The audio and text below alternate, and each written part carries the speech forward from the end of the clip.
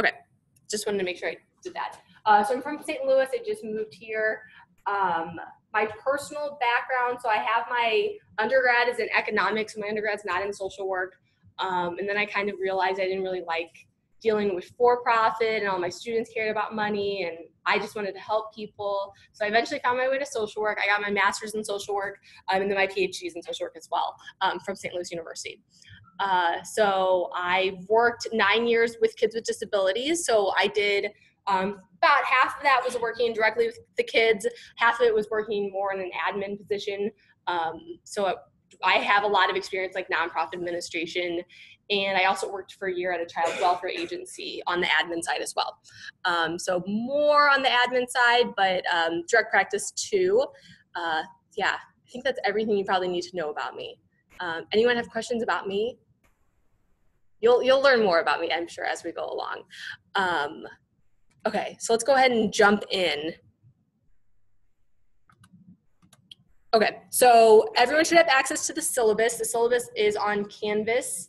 I'm going to pull it up and we're just kind of walk through it. Okay, everyone has access to Canvas. Okay, perfect. That's typically how I will post all the materials for class will be on Canvas. The PowerPoints, everyone has a PowerPoint. So I usually print them off for students, because if you want to save a tree, let me know and I won't print it off for you, but most people prefer them printed. Let's see, so all the materials will be on Canvas. I typically prefer anything you're submitting to be via Canvas. There might be a few things here and there that you might have to turn in, but for the most part, it's easier for you just to turn it in via Canvas, and I'm sure it's easier for you as well, so you don't have to print them off, because everything will be typed that you submit.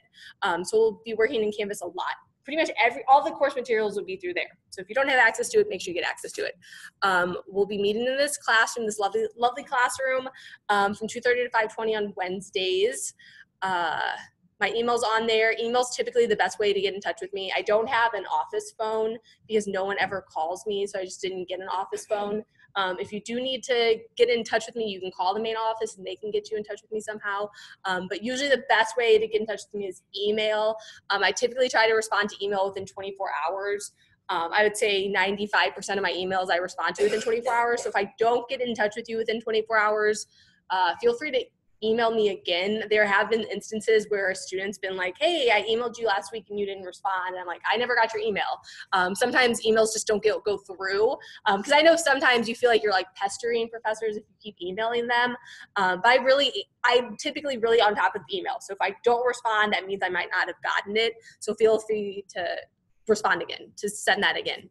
The same goes if you're like trying to get like feedback on like a project that you submitted, and it's taking me forever to give you your grade back, or you get your grade back and you don't get like comments. Like if you submit like a 8-page paper and there's no comments on it, that means that the comments didn't go through. Like I always try to really put comments directly on the papers, or in like the little feedback box that I have when I'm grading.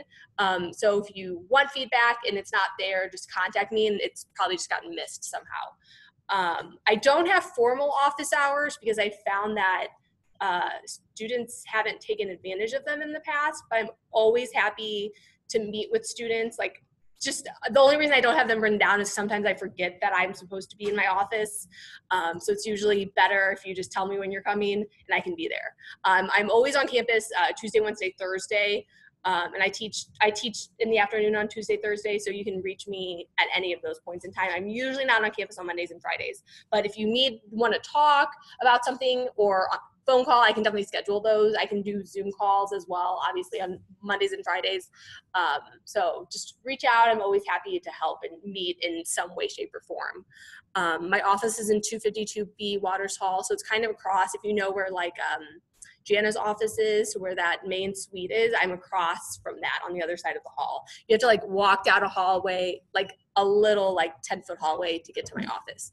But I'm back there, the number's on the door, my name's on the door, you'll find it, I promise. It's not that difficult. Okay, course description. So essentially we're gonna be talking about policies and programs that are on a government level that are gonna be shaping human behavior, okay? So it's not micro focused, it's more macro focused, more focused on just how the political system works. Everyone's taken political science. Yes, that's what I've been told, that everyone had to take intro to political science. So there might be some little overlap between that and maybe some of your social welfare class. So it's really going to be more building on that than anything. So if there's like something major, we're like, oh, we already learned about this, like, do we have to talk about this again? Just let me know. I don't want to completely duplicate, because I have not taught social welfare in the past. So I think there might be some overlap between them. So if you're like, we already spent like 10 classes learning about housing policy, can we not talk about it again? Just shoot me an email, let me know after class, and I can remove that from the syllabus if it's getting over the top that you've heard about these. I'm gonna let you guys read this for the most part. It's kind of, I think a lot of these are kind of copied and pasted from other syllabi. Textbook is, Siegel is the author. It's by Elizabeth Siegel. It's Social Welfare Policy and Social Programs. So this will be the book that we're using for the most part of the semester. I would say like 2/3 of the semester will be using chapters from that textbook. Other third of the class will be using random readings that will be assigned. Methods of evaluation, this is where people typically want to focus on. You can see there's a bunch of question marks. So we'll talk about this in more detail later, but essentially you guys get to determine how the points are determined in this class. That's why there's question marks. So I determine the main projects, and you guys have control over setting other policies in the class. In social policy class, this is your opportunity to be engaged in policy. Policy is across many levels.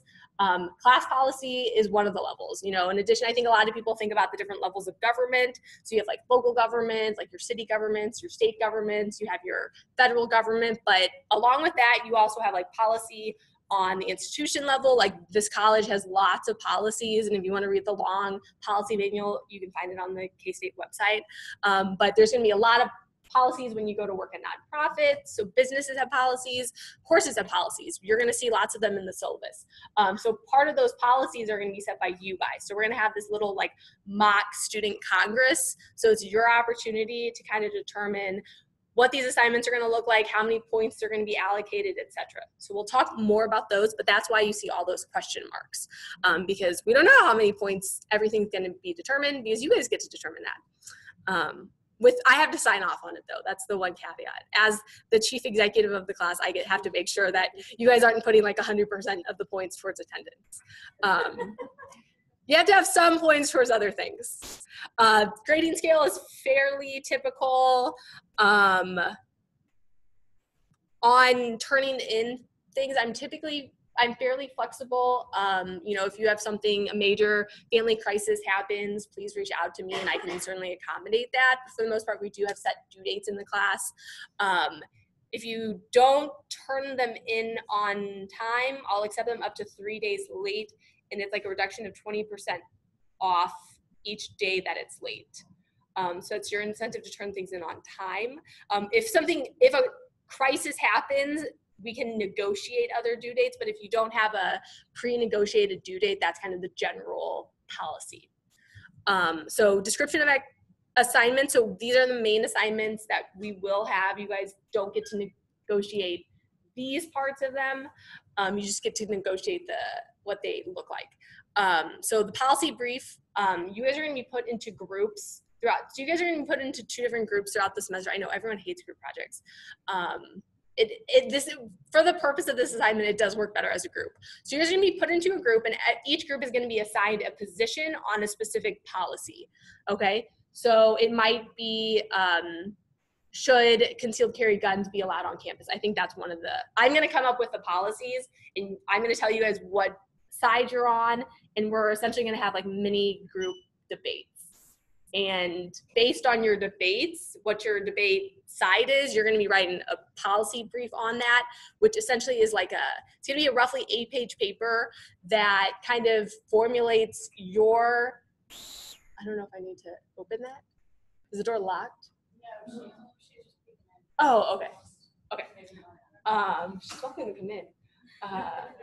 So how the policy brief works essentially is laying out, like if your position is that concealed carry guns should be allowed on campus, you're going to write out all of your arguments for why they should be allowed. And then another group is going to be submitting the opposite paper saying why concealed carry guns shouldn't be allowed on campus. So you're going to be writing a little history of the policy, what's the current status, what do you think it should be, and why do you think it should be. So your job is to try to encourage people to take your viewpoint. Policy briefs are one way that a lot of if you're trying to change social policy, people like different entities will write policy briefs and then send them to elected officials hey, this is why we think that we should have paid maternity leave, and here's all of our arguments why. So this is actually a real tool that is used in trying to change policy. So the policy brief and the group debate go hand in hand. So your groups for the group debate will be the same as the groups for the policy brief. So those will be the same. So the fun part is I get to decide what position you have to take. So you might end up, being on a side that you don't like. That's sometimes how policy group works. I think that's almost better, because then you kind of are forced to see the other side. There's two sides of every single issue, which we'll see in the group debate. So it really is your opportunity to understand both sides of it. That's the purpose of it. The group debates will be in class. We'll have 6 debates. So you guys will be put into 12 groups of 3 to 4 students each. So there will be a pro and a con for each topic. So there's going to be 6 debates total and a pro and a con on each side. The in-class debates will be in the second half of the semester, which we'll see on the outline on the class schedule. So they'll be in the second half of the class. And then you guys will just kind of fight it out to see which side we should be happy with.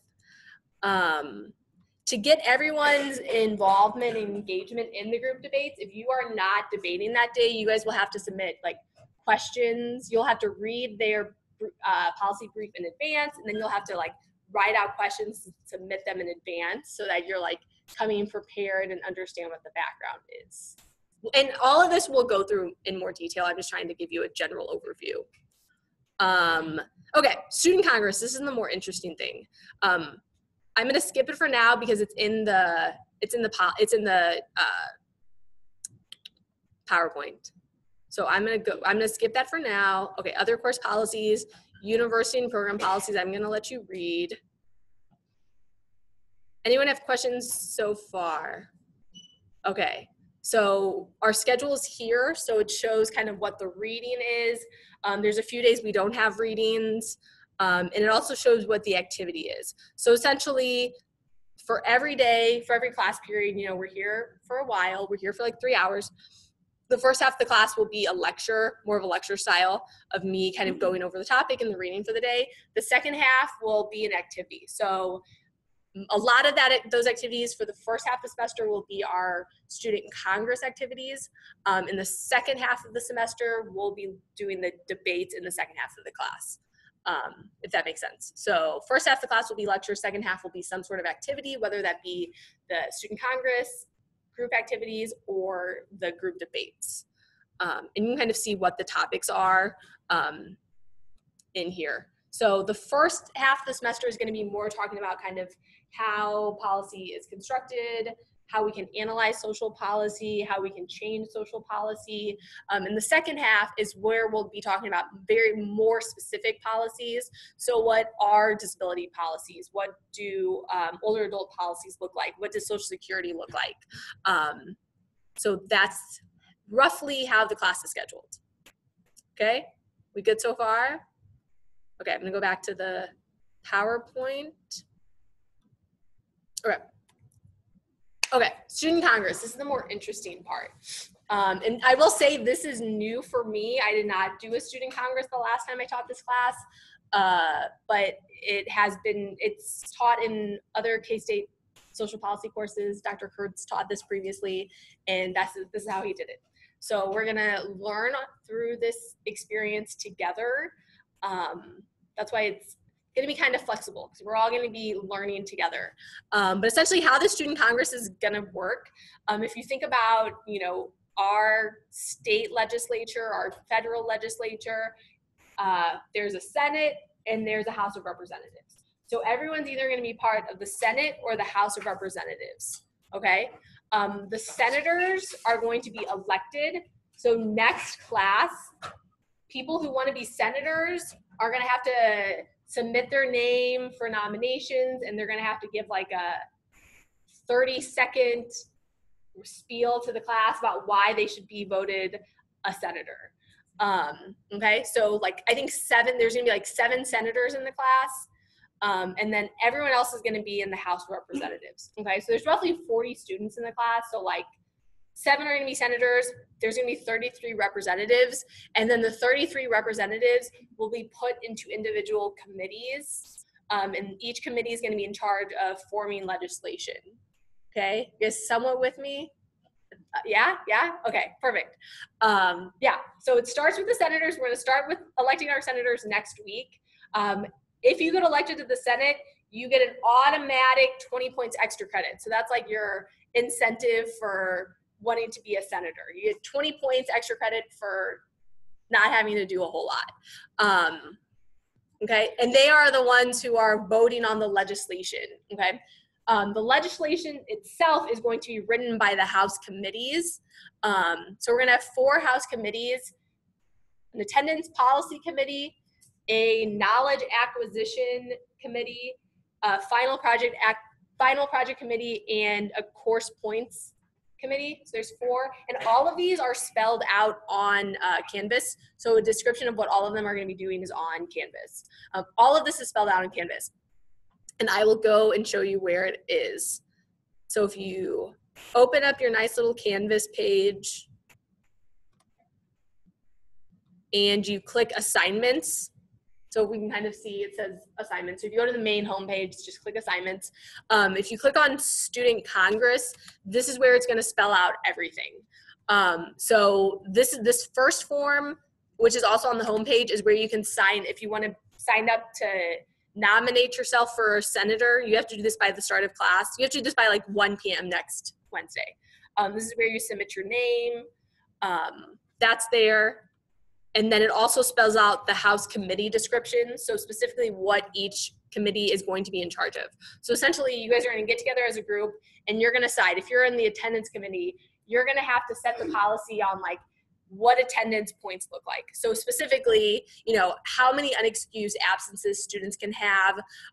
If you have more than the allotted unexcused absences, how many percentage points are you going to be losing for each day that you're not there? Okay, so you can set any attendance policy you want. If you want to say that students don't have to attend any classes and the class votes on that, then that would be our policy. So that's up to you. But you also have to keep in mind that I have to pass everything, which we'll talk about. So I might not pass that. I'm not making any promises that I'm going to pass anything.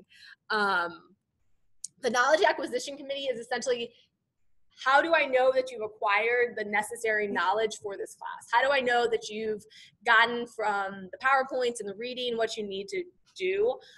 So like think about, how do teachers typically determine if you've acquired the knowledge?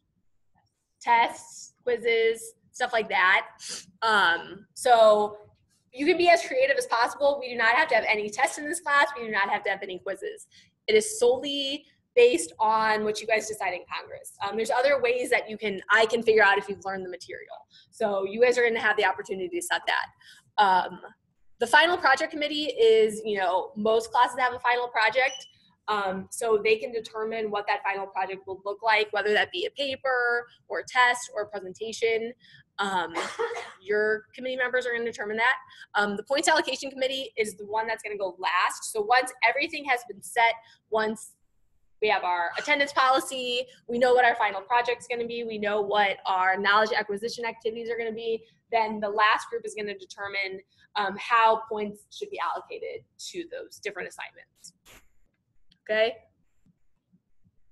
Make sense so far? Yeah? Somewhat? Okay, so this last link is showing you kind of a diagram of what the legislative process is going to look like. So we're going to have 4 sessions where we are voting on legislation.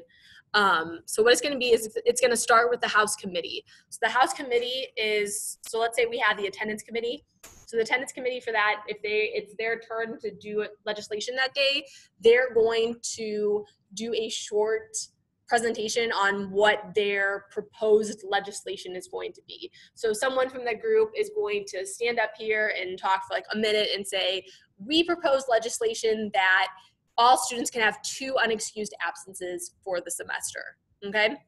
So they propose that to you. The next step is then that the House and the Senate are going to discuss that, okay? So we're gonna have a group discussion as to whether or not we like having 2 unexcused absences, okay? Everyone's gonna discuss, and then that House committee is gonna get back together and they're going to say, okay, based on the feedback, we're going to allow 3 unexcused absences, okay? So based on the feedback that they get, they're gonna do 3 unexcused absences, okay? And then once they have their new proposed legislation, each side, the House and the Senate, is each going to vote on the legislation. So now they're going to decide, okay, do we really like that? And if they get a 50% majority, so 50% of the House and 50% of the Senate vote for that legislation, then it is going to move on to the chief executive. So I'm the chief executive, whether that be that I'm the president or the governor, it's up to you. But I'm the chief executive. That's why I didn't call me the president or the governor, but you can. That works too. So once it comes to me, I get to decide if I like it or not. Just like any chief executive, so the president and the governor gets to do this. Okay, this is the same, essentially the same process that happens in our actual House and Senate. The only difference is that like the Senate would also have an attendance committee and the House has an attendance committee. We're just kind of taking half of it away because we only have like so much time in this class and we can't spend all of it in committee work, although that sounds fun. So the legislation comes to me, I decide, okay, sure, I like 3 unexcused absences. I'll sign off on your legislation and that becomes law. But let's say you're like, we should have unlimited excused absences or unexcused absences. I'm probably not going to sign that. I'll just put that out there now. So I'm going to veto that. And once I veto it, it's going to go back to you all. And just like our normal House and Senate, you guys can re-vote on it. And if it has a 2/3 majority, then you would be overriding my veto and then it would become law. If the first time around, it doesn't get passed by the House and Senate, so it doesn't get that 50%, or it doesn't pass the veto. So in either of those situations, an executive order would be written, like our president is able to do. Executive order would be written. I would get to then determine what the attendance policy is going to be. So if you guys can't decide, if you can't all agree, then I get to decide what it's going to be. Okay. We'll walk through this more, I promise. It sounds confusing. We're going to walk through and learn all of this together. Okay? Questions? Okay. So that is the Student Congress. The most important thing moving forward for next week, and it's in the PowerPoint, is we're going to be voting on senators next week. So I'm going to go back to the PowerPoint. I'm going to go back to the syllabus. Next week is when we're going to have our legislative elections. You can see that 1:30. So that means that's when we're going to be voting on the senators. So that means by like 1 p.m. next Wednesday, I need to have the list of who all is going to be running for Senate. And then you guys will get to do your spiel in the second half of class. And then you can see to the week of February 6th, that's when our attendance committee is going to be meeting. The week of the 13th of February, that's when we're going to be working on legislation for our knowledge acquisition committee and so forth. So next week, after we vote on senators, I'll tabulate the results and then I'll put everyone into the House committees from there so that our attendance group can be ready to go for the following week. Okay, sound good so far? Okay. Most important thing is next week we're going to be working on electing our senators. The other thing is, if you're not a senator, you still have opportunities to earn extra credit. So if your legislation passes, if you're on a House committee and your legislation passes, you would get 15 points extra credit. So it's only a little bit less than the senators get. If your committee has to have an executive order, either because it didn't pass the initial 50% majority or because I vetoed it and you couldn't override my veto, then you would not get the 15 points extra credit, and there would be an alternative opportunity to get extra credit, which we can talk about later should that happen. We talked about the down the road if you guys fail to pass legislation. Okay, everyone good so far? So as I said, we're gonna have are gonna be assigned to 2 different groups. So the first group will be your legislation. That's gonna be in the first half of the semester. The second half is when you're gonna be assigned your group for the policy, okay? So you're gonna be assigned a group and a specific position on a social policy. So we'll get there as we come along. But as a group, you'll be writing the policy brief, and then you'll also be doing the group debates in class. And students will be writing the debate questions. Okay, I kind of talked about that already. Again, just our weekly class structure. First half is gonna be a lecture on the readings. We'll have a break around 3:30 for you guys to stretch your legs and get rejuvenated for the second half of class. And then in the second half, that's when we'll have a group activity. So most of the time, that's either gonna be the student congress or the group debates. But there might be some weeks that we have other kind of group activities sprinkled in. Okay, we good so far? Yeah, so now we're gonna move forward. Because this class only meets once a week, I can't do like a complete syllabus day. So I have to take advantage of this time and do a short lecture. I'm not gonna talk the whole time. We're not gonna have a group, we're not gonna have a group activity after this. But I did want to get started with at least the first chapter of the book. So the first chapter of the book is just kind of going over what is social policy. So if I say social policy, without looking at your handouts, what does social policy mean to you guys? Like if you hear social policy, like what do you think about what do you think you're going to learn about in this class? Yeah, Allie. Yeah, right. It's so broad. It's just policies in general that are affecting society at large, like the entire population, all of the people. And most of the policies we're going to be talking about are going to be on the federal level. We do have a day set aside to talk about Kansas level policy, but you know, social policy can be that affects anyone. So it can be international. There's international policies out there. We won't talk about those as much, but there are international policies. You know, like the United Nations sets policies on ethical behavior and human rights issues. But because all of those, they can just be policy that kind of affects everyone. Any other ideas about what social policy is or looks like?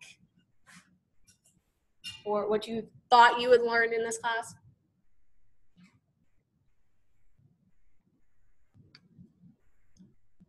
No? Are there specific, when you hear social policy, what topics come to your mind? Any topics come in? So you think about the government and politics? Good. I always think about like stuff like that, like the different requirements. Yeah. So food stamps is a major government policy. So food stamps, there's a lot of legislation that goes into food stamps. It's kind of a hot topic now because they're talking about having different like work requirements for food stamps. So we'll talk about that later. But there's a lot of legislation that goes into food stamps to determine eligibility. So that is a really good example of a really major social policy. Good. Other topics you think about when you hear social policy? Yeah. I think of like controversy and things like the government shutdown, just how like policies can affect day-to-day life in terms of jobs and employment. Yeah, absolutely. Because social policies, and I think a lot, maybe not all of us have felt the effects of the government shutdown, but has anyone directly felt the effects of the government shutdown? Yeah, can you give me an example? My dad's a government employee and I live with him, so kind of our income that we all put into a little bit. Yeah. So I think like there's not as many federal workers in the state of Kansas. Most of them are in DC, but there's a lot spread throughout the country that they're not getting a paycheck right now. Good. Anyone else directly feeling? My dad. Okay. So yeah, people who have parents who work for the federal, what like department do they work for? Okay.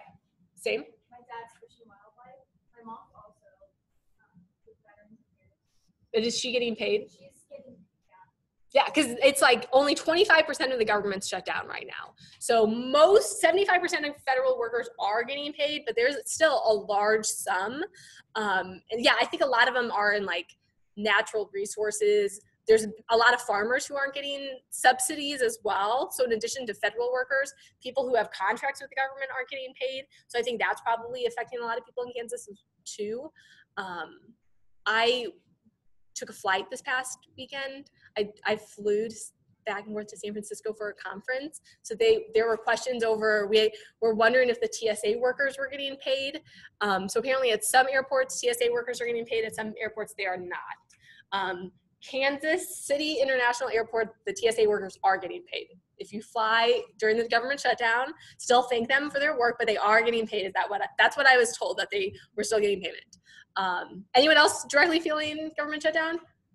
Yeah, Shannon. I was gonna say I went to National Park and it was closed, so I didn't get to have any fun. Yeah, so some national parks are closed. While I was in San Francisco, so I was at a conference, but we were also like, oh, we should go explore. And one of my friends was like, I tried to go to this marine place. I don't remember the name of it, but it was closed. So they didn't get to like see the Golden Gate Bridge because like the port they were going to go to was closed. But other national parks were open, but there might be like no workers, less workers, trash piling up. Some places were able to open with like donations. So I think there was like the MLK Memorial was able to open because they got like donations to cover the cost of it opening. So, okay, other examples. I was just gonna say it hasn't happened yet, but if it's not over by February, like one of our clients that work on it, like their SSI checks or their SSI.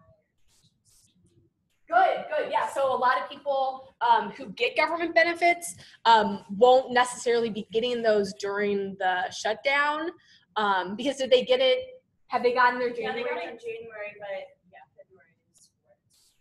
And then it wouldn't, from there, that's a lot of money. That's when, I think at that point, that's when people would really be feeling it, especially as social workers. A lot of people you are going to be working with are going to be getting those benefits. I would say 70% of people you work with are going to be getting some sort of benefits. And that's when I think it would really be hitting home a little closer. Good. Okay, so government shutdown, good example.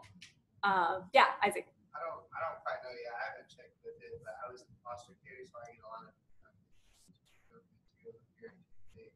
I haven't checked yet. I emailed yesterday asking about it. Nice that you're on top of that. Yeah, but I don't know. Like I go to school for free because it's all government funded. So I don't know. Yeah, so I think in general there's just a lot of uncertainty, like because I remember I was even asking people I knew, like, okay, you work for the government, are you getting a paycheck right now? Are you not? Like people just don't know like what is actually going through because again 75% of the government has a budget in place, and it might be that like foster care services are part of that, but it might not. There's just a lot of uncertainty over who's actually going to get these benefits. So good, nice example. Yeah. Other policies we think about when we think about social policy?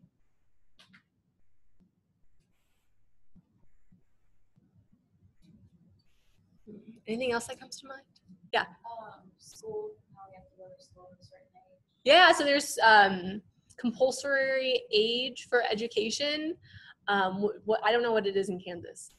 Do you know what it is in Kansas? 16. Okay, that's what it is in Missouri too. I think 16 is where it is for a lot. But some states are different. Some states have lower ages. Some states have higher ages. And that's something that the government gets to set, to determine whether or not. But there's a lot of education policies. Education is a major part of the government, and it really comes across at different stages of the government. So would anyone guess who is the biggest, who's like, if you're paying for public education, which government sets like the most number of policies related to education?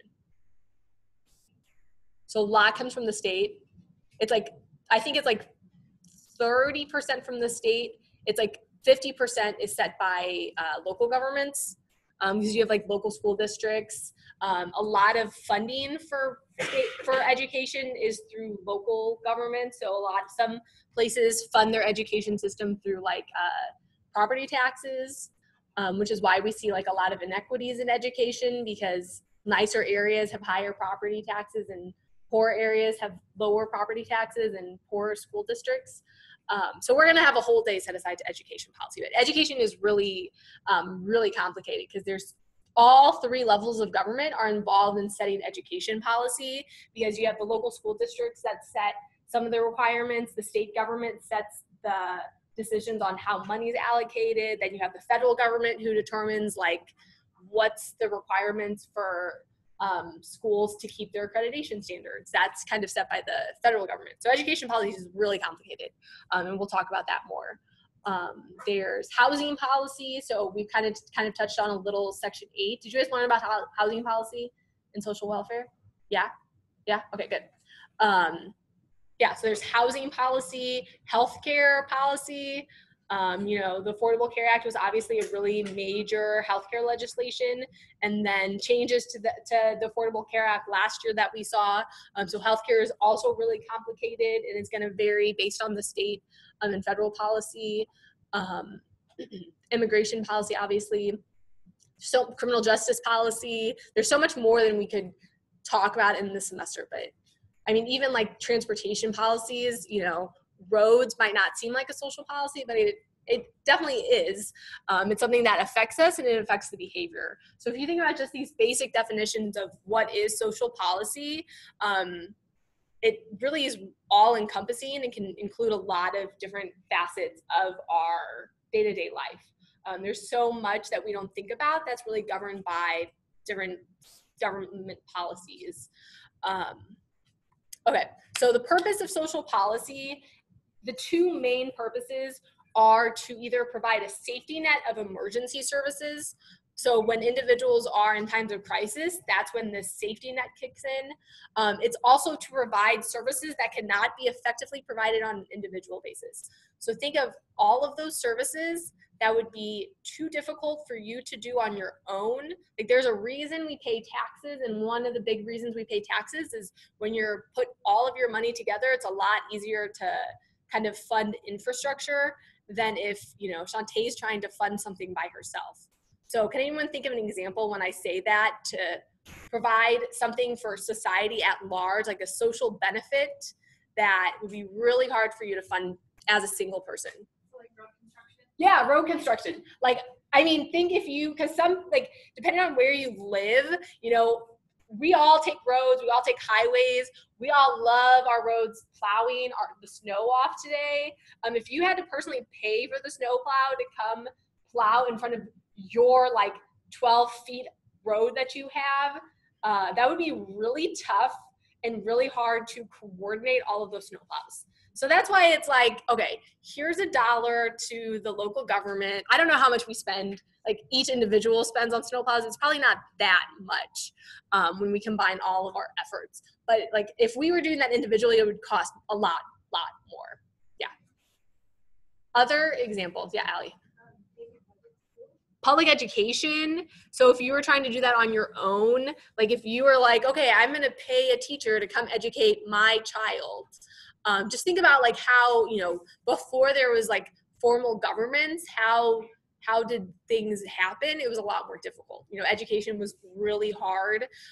It's a lot more difficult in like less developed countries where they don't have these formal public education systems. So it's a lot easier when we can say everyone's going to pay to this one school district a smaller amount of money than it would cost if they had to have a teacher come in and educate their child at their house. Good. Yeah, Anthony. Healthcare, good. So yeah, if we're all paying into like the health insurance system, that makes it less costly for everyone, and even building clinics and hospitals. Public defense. Yeah, I mean, public defense is something that we all take advantage of. We all benefit from the military and in addition to the military, like police officers, fire departments, all of these like public safety measures would be really hard to fund by ourselves. Like if you had to like pay someone again to like patrol your street, that would be super costly. Other examples? Did you say social security? Social Security, yeah. So how does who knows how Social Security works? No one really knows. No, it's not like we work for our older generation. Yep. So they receive checks from our paychecks, basically. Broad sense. Yeah. So how it kind of stays in business for now. Don't plan on Social Security. Plan on there not being Social Security around in 50 years, and then be happy when you get it. That's what I always tell people. Like, I just assume I'm not going to get it, and if I do get it, I'll be really happy. But yeah, the Social Security, it's like you guys now, when you're working and you're paying into this pot of money, and that pot of money then goes to older people who are over the age of 65. So it allows that supplemental income that makes it a lot easier when we're all paying into this pot. Other examples? Other things you wouldn't want to provide on your own? Yeah, maybe. Like disability. Yeah, disability benefits. So disability benefits is kind of goes hand in hand with Social Security. So the component of it. But yeah, so people, if you have like this disability insurance, so if you become permanently disabled, you are able to still kind of get support because everyone else is paying into this pot of money. Good. I was gonna say like Medicare and Medicaid. Yeah. So Medicaid and Medicare are definitely part of that. So, and all of those are also part of that, the safety net. So when we have emergencies, crises happen, and we're able to be eligible for disability benefits, Social Security, Medicaid, Medicare.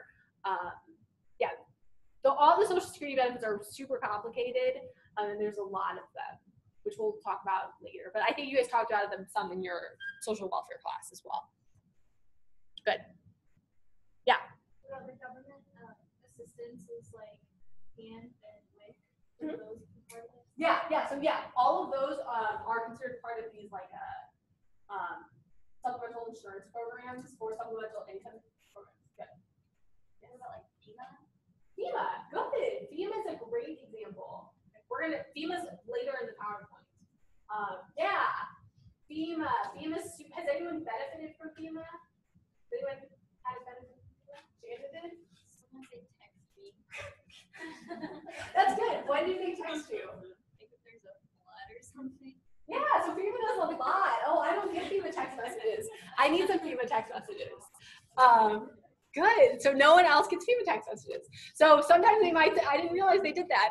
FEMA might send out text messages if there's some bad weather coming your way, which is really nice. We all require those benefits. So in addition to text messages, there's also like other weather services that might have like, tornado sirens, which people not from the Kansas, Midwest area are scared of those tornado sirens, but I think we all like just sleep through them, I assume. I do.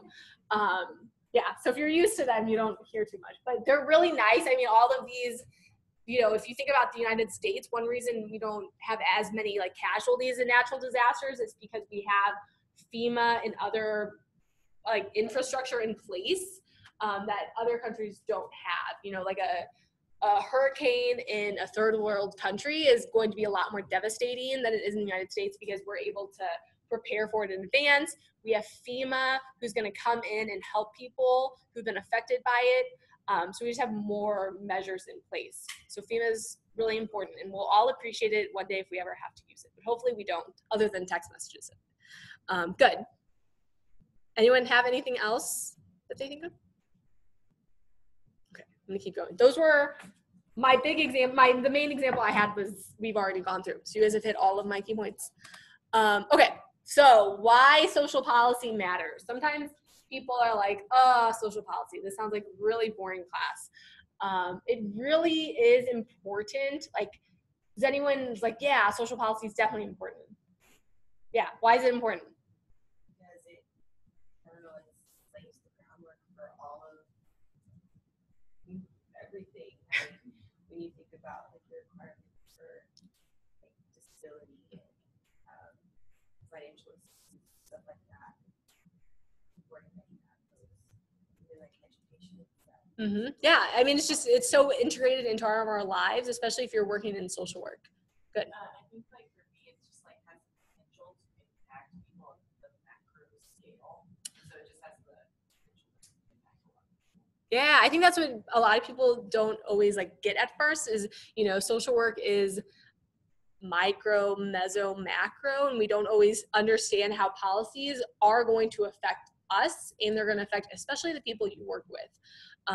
Because a lot of the people you work with as social workers are going to be going to have some sort of government benefit. They're probably benefiting from the safety net, and it does make a big difference in individual lives. Good, Rebecca. Without some kind of government foundation or policy, it's kind of a free for all. It's been proven that doesn't really work because everybody's kind of against it. Yeah, so we kind of need the government, although we might not like it all the time. Yeah, we would be in a constant state of civil war if we didn't have some sort of policy in place. Yeah, so it is beneficial and it does make a difference on our lives. You also have to care about it because the NASW says you have to care about it. It's in the code of ethics, but that shouldn't be the main reason you care. It should be more intrinsic that you care about social policy. But there's so many decisions and rules that make a difference in individual lives on a global, national, local level. It really does change human behavior.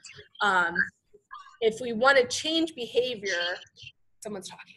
Oh, or I can just hear myself talking and coming back. But if we want to change human behavior, that's a lot of people are going to be working on the individual level.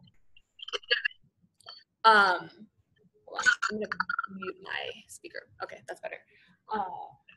I think a lot of social workers want to be working directly with individuals.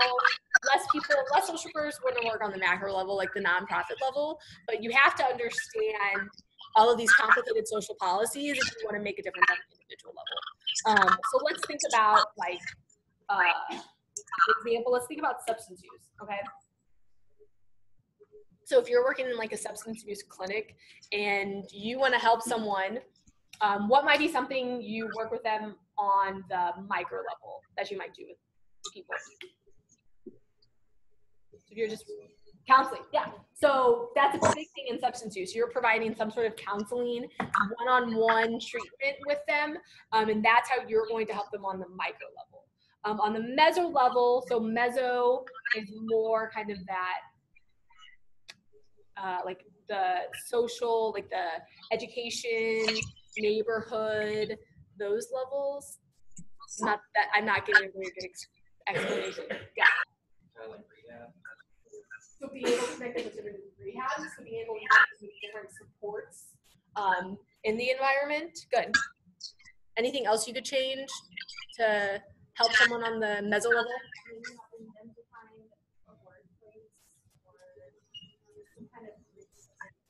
Yeah, so maybe you're on the groups are part of the meso level. So if you can connect them to different substance abuse groups, that would help them. What about on the macro level? How does the macro level or the policy level affect the individual you're working with? I just lost my train of thought. I was gonna say like something like providing cleaning roles and like those policies. Yeah. So there's a lot of policies around substance use. There's different places that have different policies on like providing cleaning roles, and that's slightly controversial, but there's depending on where you are. There's also a lot of policies around like who's able to administer Narcan or different like naltrexone. So all of these things that are able to help people kind of come off substances. There's a lot of policy around those. Good. Other ideas we can think about how a policy might affect someone on the individual level for substance use? Yeah. I think of like laws regarding like incarceration and there are a lot of laws about incarceration around substance use. Because depending on, you're working with someone and you're trying to sway their mind. Like, okay, what are the pros of using substances? What are the cons of using substances? Well, depending on what substance they're using, alcohol is a substance. It's a drug, although it's not always thought of. So there are legal substances and there are illegal substances. Alcohol, depending on what their age, if they're 22 years old and you're trying to encourage them, you're like, well, I can do it. It's perfectly legal. So that's not something you're going to be able to, it's not a tool you're going to be able to use. But if they are using like cocaine, it's your job to educate them on the negative benefits, the risks of using substances. And you're like, hey, here is a negative benefit. You can go, not a negative benefit, negative consequence. You can go to jail. This is how long you can go to jail for. Especially if they're like selling drugs, it's going to be even more complicated. So there's a lot of laws surrounding substance use that you're going to be using when you're in counseling with individuals. Yeah. So like, just out of curiosity, what level would it be if like, so I just had my sinus infection and I went to get Sudafed from Walgreens, and then like check your ID so you can only go to scan it, Yep. you can only get this often. What Oregon pharmacies, the federal level, like they keep track of it, and every pharmacy has to do it. Yeah, so but it's also regulated on the local level, so it just kind of varies. Yeah, so the federal law, yeah, I take Claritin D every single day, so I know my Claritin D laws. I know my Sudafed laws. I know what is and is not legal with regards to Sudafed. So, and that's a really good example of that. There's a lot of different levels of government at play. So the national government is the one who's saying Sudafed is a controlled substance, so they are very specific guidelines you have to follow because it's a controlled substance. But then there's like on the state level, the states have the decision of how much they want to monitor that. So like in the state of Missouri is the only one who's like this. I'm from St. Louis, this is why I know this. The state of Missouri does not have a monitoring system for opioids. So like every other state in the country does. So if Shantae wants to go get some opioids from Walgreens down the street and she has a prescription, the state that's going to be put into like a state database. And then if she tries to go then to another doctor in Kansas, because she still wants more opioids, the doctor's able to look up into the state system and be like, nope, you have had your monthly prescription, you're done. Because some people will try to like jump from doctor to doctor. Yeah. Do you think that's why the meth use in Missouri is so high? There's lots of reasons. Yeah, Missouri is like the meth capital of the world. Yeah, that's definitely one of the reasons. But yeah, Missouri is like there's a lot of reasons. I think part of it, they have easier access to the drugs. It's also like, it has a predominantly rural area, so it's less detectable than, meth isn't made as frequently in the inner cities. So it's these small towns in Missouri where meth is being made.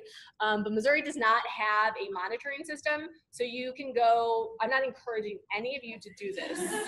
I'm saying this is a policy, and this is a policy in Missouri that has been debated over and over and over again, and it's so stupid that they don't have this in place. So they don't have, essentially you can go from one doctor to the next, and the doctors have no way of knowing if you've been prescribed opioids by someone else. So there's one either a Missouri State senator, it's someone at the legislative level in the state of Missouri. So I don't know if he's a House rep or in the Senate. He's a doctor, and he's like a libertarian. So libertarians are all about like, you get to make your own choices, and people shouldn't be able to know what you're doing. So they don't like any system where the government has information on you.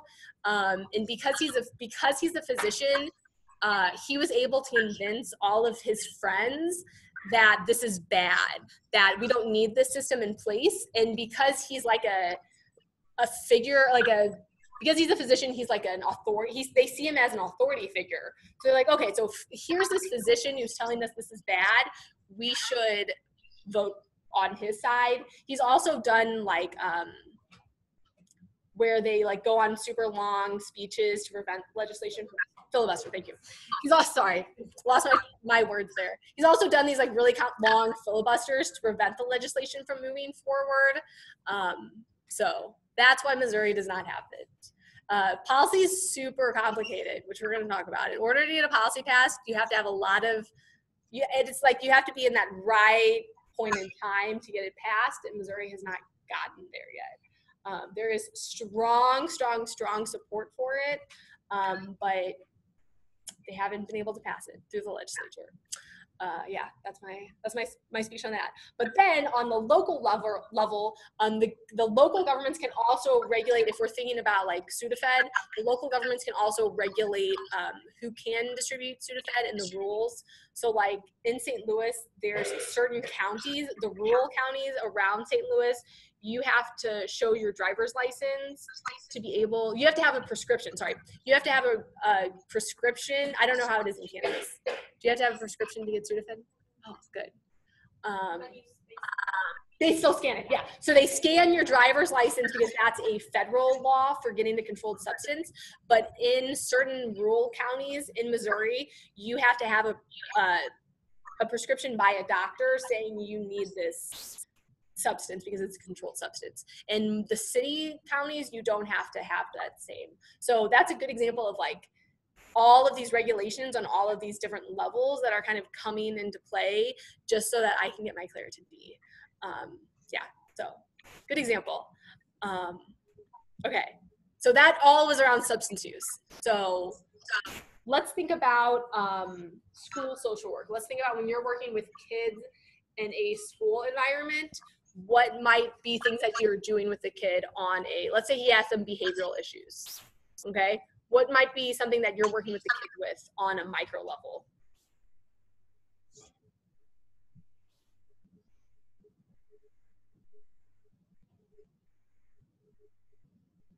Like in the school, like working one-on-one with them, like speech pathology and like they're like doing physical therapy and like within school. Mhm.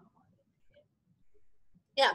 So this kid probably has a whole host of therapists that he's working with. So he might be working with you as a social worker, but you're helping connect that kid with a PT, OT, speech pathologist, all of these different services to try to address the issue. Good. What about on the meso level? How can you support the kid on the meso level? After school activities, places to hang out.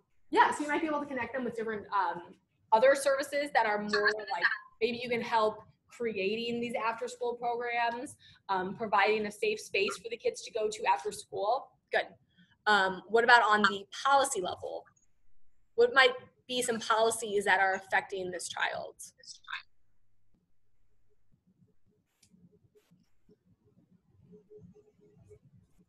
Yeah.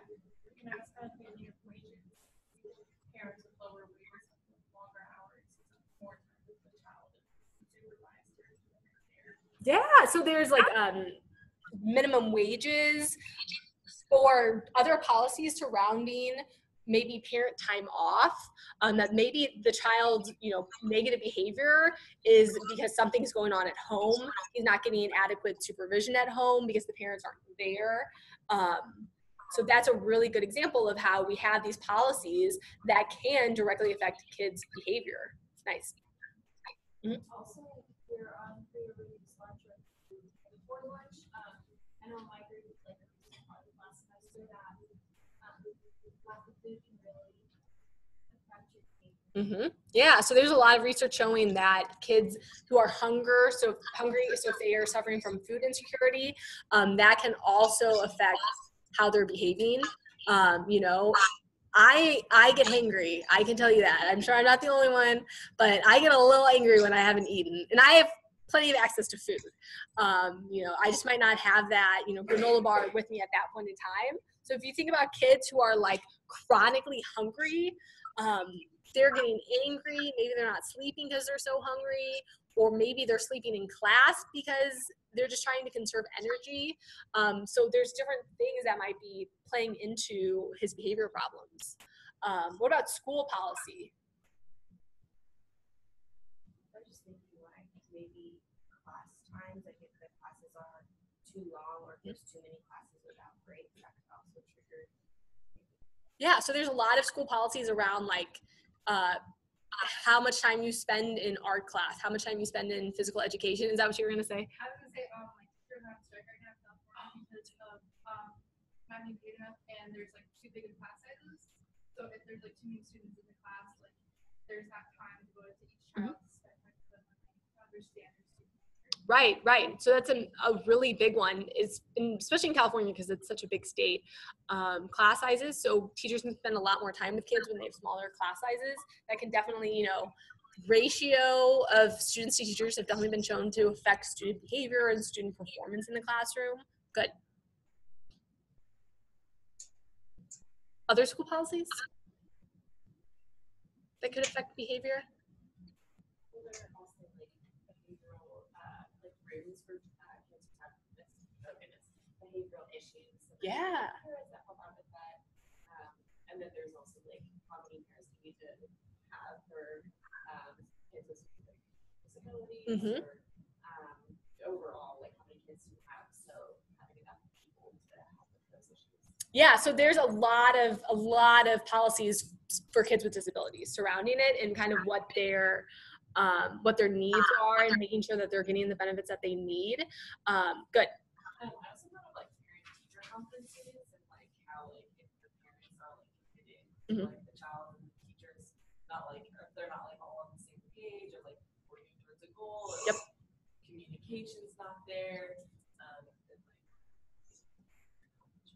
Yeah, so there's a lot of those go into kind of IEPs, so individualized education plans. So if a kid's having some behavior problems and they have like a documented disability, then there's a lot of policies surrounding the IEP process, which is super complicated. So each kid with a disability has this individualized education plan. The parents sit down with the teachers and all of their support systems to identify what the kid really needs to be successful in the classroom. And there's state, local, federal policies on making sure the kids get what they want. But there's also policy that when we were talking about those like behavior rooms, so certain rooms on that you can take kids, like sensory rooms, if they need to relax. Some schools don't have access to those. Some school, I know when I work with kids with disabilities, like I would hear from parents like, oh, he really needs the sensory room, but I'm in such a small school that they're not able to provide it. And then he was able to go to a different school because that was the policy. Yes. A lot of times as well, like you have to also like keep documentation, like every time they meet with like their teams and things like that. Like you have to have that documentation. Like that's part of the policy. Yeah. So just being able to kind of verify that they're receiving the services that they're supposed to be receiving. Good. There's also school policies around like school suspensions and expulsions, grade retention. All of those are set on the local level. So whether that be the individual school or the school district might have policies in place, because there's been a lot of research showing that certain groups have a higher likelihood of being suspended than others. So and all of that's based on school policy. Yeah.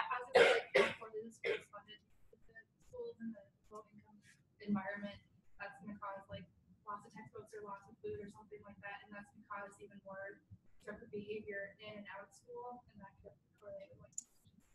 Yeah. So there's been like research showing that like a child in poverty, it costs like 2 times as much to educate a child in poverty than it does like a moderate income child. So in order to get like them to be on the same reading level, you would have to spend like $20,000 a year for a child who's in poverty, and you'd only have to spend $10,000 a year for a child who's not in poverty to make sure that they're on the same reading level, because there's all of these other problems surrounding, you only spend so much time in school. A lot of your abilities have to do with what's going on outside of school.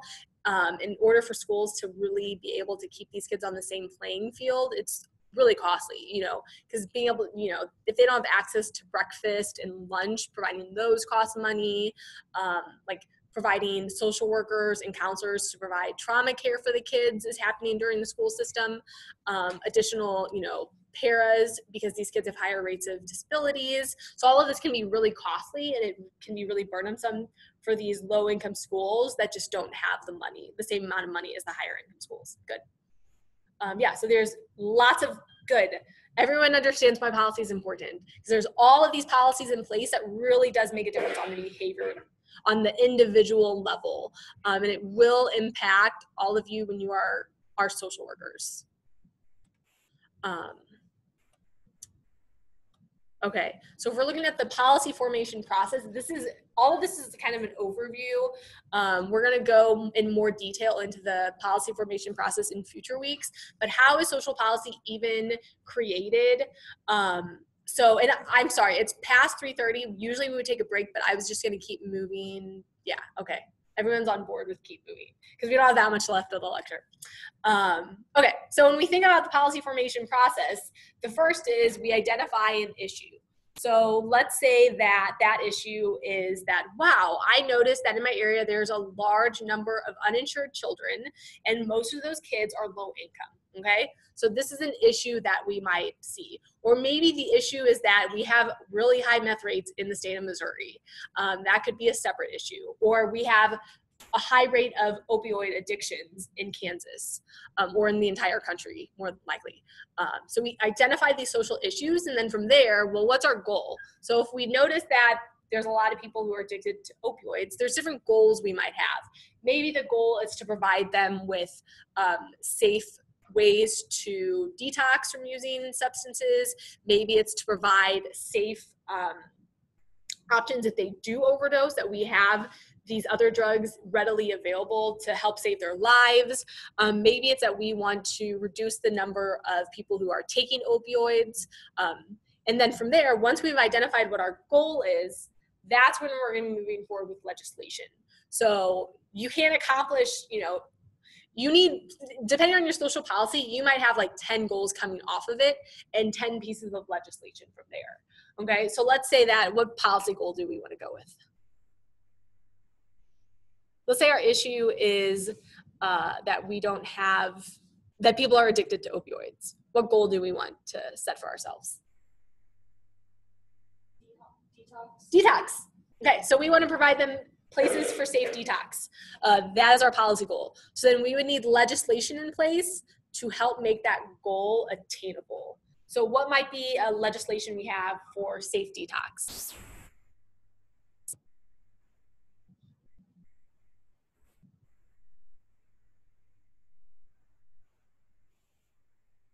Federally funded rehab facility. Yeah, so maybe we're going to get some federal funding to provide more rehab facilities in the area. That would definitely be a legislation. The government has budgets, and you would need a budget item for rehab facilities in the federal budget, and we would put that in there.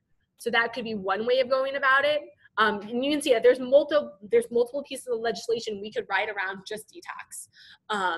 Maybe that there's going to be some federal legislation around, there's different programs to provide additional funding for doctors who serve those areas. So and the same goes for social workers. So if we think about I'm losing my words here, but there's different we're going to pay for a doctor's medical school if they work in a low income, high need area for 5 years. So that's a program that I can't think of the name of it. But there's a similar one for social workers too. So there's different programs that are in place to try to get doctors and other healthcare professionals to higher need areas. So usually rural areas or inner cities where it might not pay as much. Maybe they don't want to live in the middle of Kansas. So we're going to incentivize them to live in the middle of Kansas by providing them additional funds. That is federal legislation. Additional federal legislation for thinking about detox, insurance. So not all insurance companies provide funds or provide benefits for substance use treatment. Part of the Affordable Care Act was that they had to provide some minimal level of care for substance use treatment. So that is helping to provide additional access to these detox facilities because of the Affordable Care Act. Affordable Care Act has a lot. It's super complicated and there's a lot in it. And one of the things that they were able to do was get this substance use treatment. Because before, it was a lot of people who are on substances, they tend to be from lower income backgrounds. Not all, obviously, it's across the board. But for the most part, they are in the lower income group. They might not have the best insurance. Maybe they're all on, a lot of them might be on Medicaid. So the government now requires these private insurance companies in Medicaid to provide substance abuse treatment, that they will then pay for the cost of treatment so that people don't have to pay out of pocket because they wouldn't be able to afford that. So there's lots of different legislation that comes about. From the legislation, we actually have our programs. So maybe it's that if we are providing additional, we're building new healthcare clinics, that's our additional program. So now we have this federally qualified health center that we just built in Salina, Kansas, because we were able to get legislation from the government. We now have the legislation for the money, and we're able to build this very specific program. Okay, so it's a multi-step process, but it really starts, we just have the social issue, and then you kind of work your way down from there. And you can kind of see there's multiple routes that you can go. There's not just one way to solve the social issue, but you kind of have to identify one specific social issue, what's one goal for it, what's the one legislation, and what's one program that can come about. Because you can see there's going to be multiple branches. Okay, questions on that? Okay, so as we're kind of guiding social policy, there's a lot of questions. So even if we're thinking about, building these federally qualified health centers to provide detox, well, we have to talk about eligibility. So who gets the services? So if we build these centers, who actually gets to go there? A lot of the eligibility services are typically centered around like income. So like if we think about food stamps, it's all based on like your federal poverty level, how large is your family size, and what's your income. And that's how we determine food stamps. Some programs, other than income, what might be eligibility we use, some eligibility requirements other than income that might determine if someone gets a service.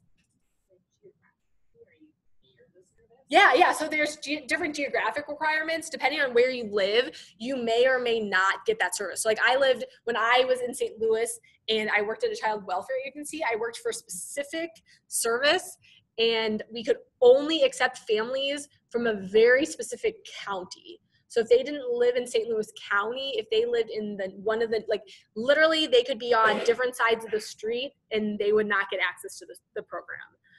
Because of our very specific eligibility requirements. Good. I think it's a nonprofit in Kansas City, Missouri, that along with geographically, like within certain zip codes, they base it off of like ethnicity and race. Their services, so first priority for services. Okay, so some programs might have specific racial guidelines, and that's going to vary based on the service. Because some places might have, like, we want to target like minority groups. Like if you think of like affirmative action for schools, they target very specific groups, and some of those are based on race. Yeah. I think of age and health. Age. So what's a good example of like age eligibility requirements? Social Security. Yeah. So you don't get it until you're 65 or 82 by the time you guys are 82. So Social Security has a lot of age requirements. A lot of services have age requirements. So Social Security has an age requirement. CHIP, which is like the Children's Health Insurance Program, you can be part of CHIP until you're like 17. So if you're under the age of 18. So I would say for the most part, eligibility on age is either geared towards under 18 or over 65. So that's when most of the services you're going to be more eligible for them. Like your career status, like if you're Yeah. So if you get like unemployment benefits, there's different like job training programs you get access to depending on whether or not you have a job. So based on your employment status or how long it's been since you haven't had a job, like unemployment benefits, you have to be unemployed for so long. That's when they start to kick in. Good. Citizenship is a big one. Yeah, citizenship. A lot of government benefits you're not qualified for if you are not a citizen. There's different especially if you think about like college benefits. So like if you have like government subsidized loans, if you're not a citizen, even if you're a legal resident, so even like citizenship is different from legal resident. Like you might be able to legally be in the United States, but if you're not a U.S. citizen, you might not have access to certain like government loans or different like food stamps benefits. There's a lot of complicated benefits around citizenship. Good. I didn't even think about citizenship. Yeah. Involved in the military. Yeah, so military families have access to certain services. There's like the GI Bill, so people who are in the military get special access to different education benefits. Anthony. Family size. Family size, yeah. Family size plays a big role. Family size kind of helps determine alongside income. Depending on how many kids you have, you might have access to different benefits. Good. Going along with that, marital status. Marital status, yep. So like Section 8 housing, you have to be like, if you're unmarried, you have increased access to these benefits compared to if you are married. So marital status definitely plays a role in a lot of the benefits. What else? What else about might determine if you're eligible or not? Yeah. Yeah, income definitely is a big one. Income determines a lot of government benefits. What if we, yeah, Daisy. Like us as students, like we don't have to pay off our loans. Yeah, so you guys get 6 months until after you graduate based on your education status, even based on like how many credits you're enrolled in. So even if you're not considered a full-time student, you might have to, that changes somewhat. I don't know the exact rules, but yeah, depending on your education status, you may or may not have access to certain perks. If you have like some so dumb, like a clean background check, or like you have not been incarcerated. Felony status, incarceration. What does if you have a felony on your background, what does that prevent you from doing? Lots of things. You can't vote in certain states. So in certain, depending on the state, that's set by the state by state level, but you cannot vote. I don't know what it is in the state of Kansas. Does anyone know in the state of Kansas? Did you say you can't? Okay, you can't. So that's really big. Florida just passed in the midterm elections. They had on the ballot to let people with felony convictions vote. So like Florida, which is like the ultimate swing state, 1 million more people are going to be able to vote. So like that's a big number, especially when you break it down by demographic. I think in Florida it was like 1/3 of African American males couldn't vote because they had a felony. So like that's a big number of people just based on that felony status. Yeah. Yeah, felony status is used in a lot of situations. You can discriminate against people because of felony status. Yeah, so a lot of people can't vote because of that. Yeah, Shannon. What about need? Like just need-based? So a lot of need-based scholarships.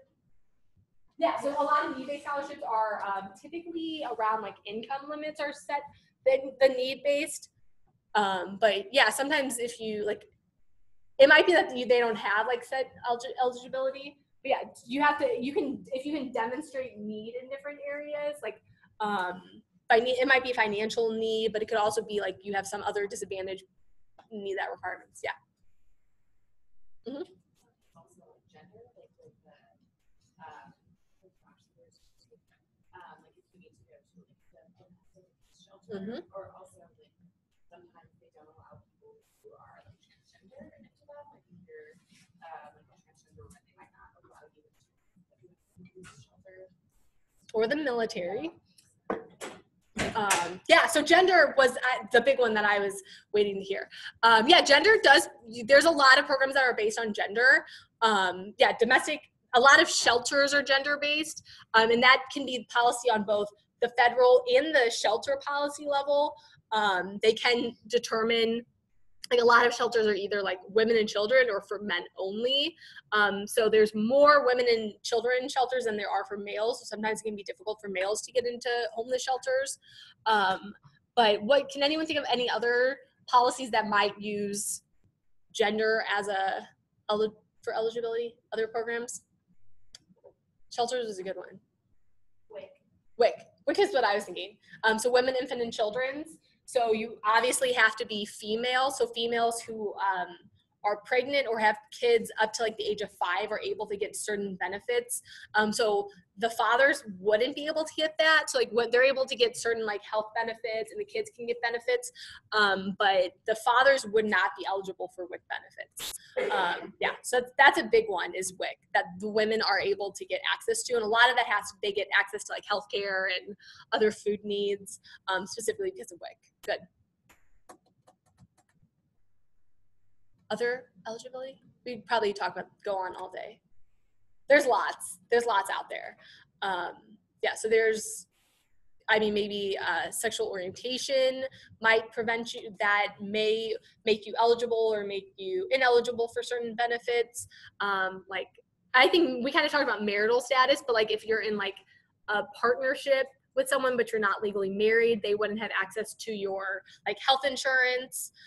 So lots of eligibility requirements. Other questions, we'll just keep moving.